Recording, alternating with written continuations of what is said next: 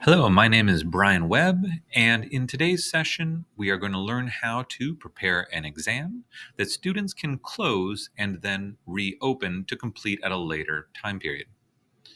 We're going to have as our learning outcomes, we're going to understand how to duplicate the exam from our bank to the course, and understand the correct settings that will allow students to take an exam that they can close and reopen.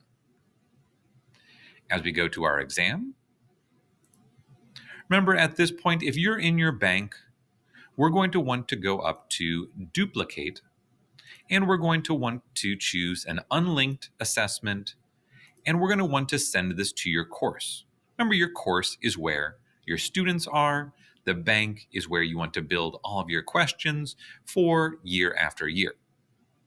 So after you complete that and duplicate it to your course, make sure you are in your course as you are setting up your settings.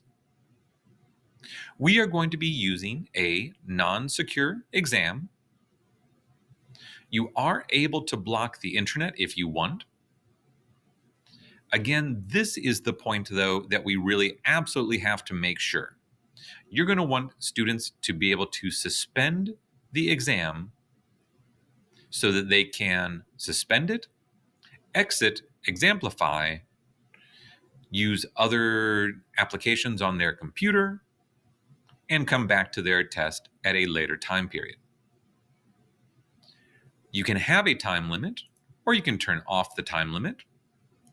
Remember, if you randomize answer choices, do not use answer choices like A and B or all of the above, because they will get randomized and they won't make sense anymore. Otherwise, randomizing question sequence is fine as long as you have your questions, that if you have multiple questions on one particular case, then you maybe want to turn that off. You can also, though, block questions together in groups so that they can stay together, and then you can still randomize the questions that way. Make sure to choose your additional settings, what tools to use, assessment notices, and attachments that will be available throughout the assessment. In our post settings, don't forget to have a password that you share with the students. I also think that it's worthwhile sharing the universal resume code. This might be important depending on how a student works on their exam. If they leave their exam for too long of a time period, they will need the universal resume code. And I mean if they walk away from their computer, that sort of thing. So it's worth sharing the universal resume code as well as your password when you are allowing students to take the exam.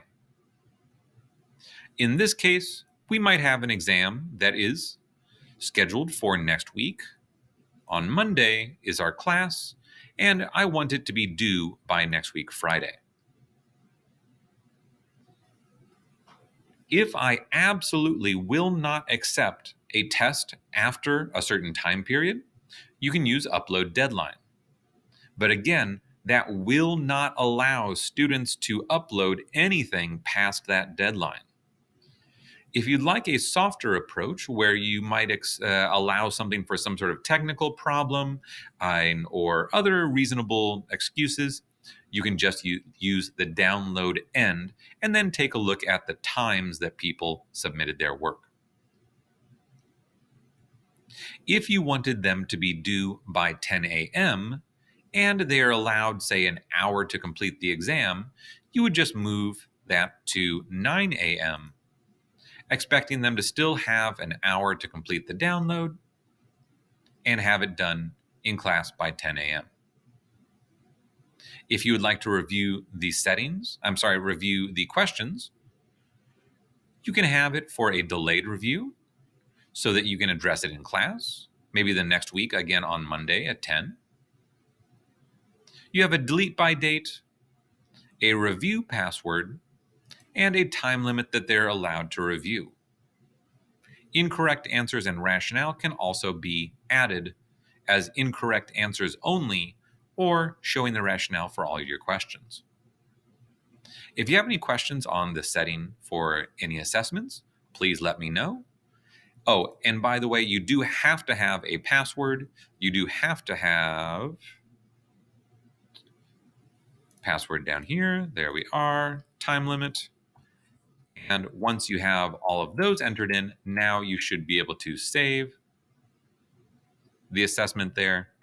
And we're still missing for the delete by date. There we go. We would delete maybe the next day. And now we can finalize.